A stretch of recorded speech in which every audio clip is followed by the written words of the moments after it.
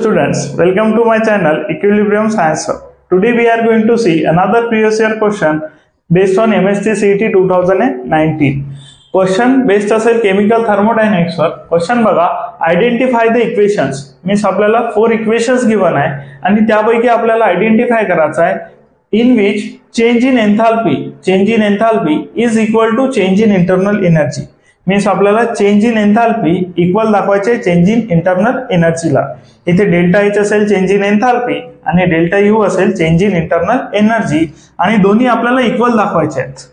So कोणत्या equation साठी हे दोन्ही इक्वल असतील त्यासाठी आपल्याला एन्थाल्पीचा फॉर्म्युला माहित पाहिजे, जो असेल delta H equal to delta U plus delta N G R T.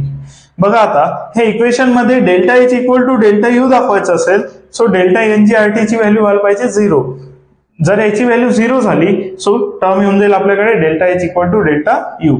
So पहिले समजून घेऊ आपण डेल्टा एन जी काय असेल. डेल्टा एन जी असेल change in number of moles of gas. Means delta N G असेल change in number of moles of gas. आता change in number of moles of gas means काय, तर number of moles on gaseous product. Means आता number of moles gaseous product, जो product असेल gaseous state मध्ये त्याचे number of moles minus number of moles gaseous reactant, जे number of moles असेल gaseous रिएक्टंटचे ते मोल्स. बघा आता इक्वेशन वरून समजून घेऊ. पहिल्या इक्वेशन नंबर ए बघा. आता इक्वेशन ए मध्ये जर बघितलं तर रिएक्टंट हा लिक्विड स्टेट मध्ये आहे आणि आपल्याला जो पाहिजे आहे तो फक्त गॅसियस वाले प्रोडक्ट आणि गॅसियस वाले रिएक्टंट पाहिजे आहे change in number of moles of gases साठी. आपण एक मिस्टेक करून टाकतो की आपण लिक्विड वाले पण घेऊन घेतो आणि आपला आन्सर अशाने येणार नाही. आपल्याला नंबर ऑफ मोल्स घ्यायला लागेल फक्त गॅसियस स्टेट. सो बघा आता लिक्विड स्टेट मध्ये त्यानंतर हा आहे गॅसियस स्टेट मध्ये. So change in number of moles delta N G. Product साइडला बघू आपण पहिले गॅसियस मोल कोण आहे. आता जर H2O म्हटलं तर हा लिक्विड स्टेट मध्ये आहे सो आपण H2O ला घेणार नाही कारण की तो लिक्विड मध्ये आहे. लिक्विड वाला घेतला तुम्ही तर तुमचा आन्सर नेहमी चुकीचा येईल. सो आपल्याला फक्त घ्यावं लागेल गॅसियस. सो O2 जो आहे तो गॅसियस स्टेट मध्ये आणि याचे नंबर ऑफ मोल्स असेल 1. बघा आता नंबर ऑफ मोल्स असेल 1 मायनस रिएक्टंट साइडला बघू.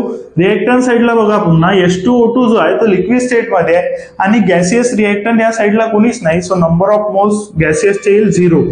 मीन्स जो गॅसियस स्टेट मध्येच नसेल तर रिएक्टंटचे मोल आले 0. 1 minus 0 is 1. Delta N G ची व्हॅल्यू असेल 1. त्यानंतर बी बघा. आता बी बघा. सी पुन्हा बघा change in number of moles of gases. बघा आता कार्बन जो आहे तो सॉलिड स्टेट मध्ये आहे. मीन्स आपण याचे नंबर ऑफ मोल्स घेणार नाही. पुन्हा आपल्याला पाहिजे product minus reactant. So CO2 जो आहे तो गॅसियस स्टेट मध्ये आणि नंबर ऑफ मोल्स असेल याच्या समोर 1. सो नंबर ऑफ मोल्स आले 1. त्यानंतर मायनस आता बघा O2 गॅसियस स्टेट मध्ये आणि कार्बन जो आहे तो सॉलिड स्टेट मध्ये आहे. सो कार्बनचे नंबर ऑफ मोल्स आपण घेणार नाही.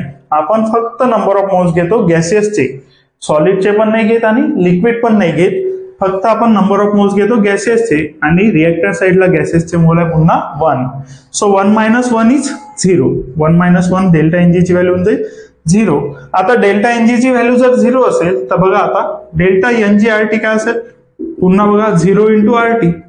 0 into R T is 0. Means second option साठी delta N G R T ची व्हॅल्यू येते आपल्याकडे 0. आता जर delta N G R T ची व्हॅल्यू 0 असेल तर आपण आधीच सांगितलं डेल्टा एच इक्वल टू असेल डेल्टा यू. बघा आता delta H equal to delta U plus delta N G R T ची व्हॅल्यू झाली 0. So delta H equal to असेल डेल्टा यू आणि ऑप्शन नंबर 2 साठी असेल मीन्स ऑप्शन नंबर बी साठी असेल delta H equal to delta U. आणि तोच आपला क्वेश्चन आहे की चेंज इन एन्थाल्पी हे इक्वल असेल चेंज इन इंटरनल एनर्जीला. ऑप्शन सांगायचा आहे सो ऑप्शन असेल बी. बघून घ्या. त्यानंतर एक गोष्टाची लक्षात ठेवायची तुम्हाला नेहमी, ते आहे number of moles of gases. इथं फक्त प्रोडक्ट साइडचे आणि रिएक्टंट साइडचे तेच नंबर ऑफ मोल्स घ्यायचे आहे जे असेल गॅसियस स्टेट मध्ये. जर तुम्ही लिक्विड किंवा सॉलिड स्टेटचे घेतले तर तुमचा आन्सर नेहमी रॉंग येईल. सो बघून घ्या.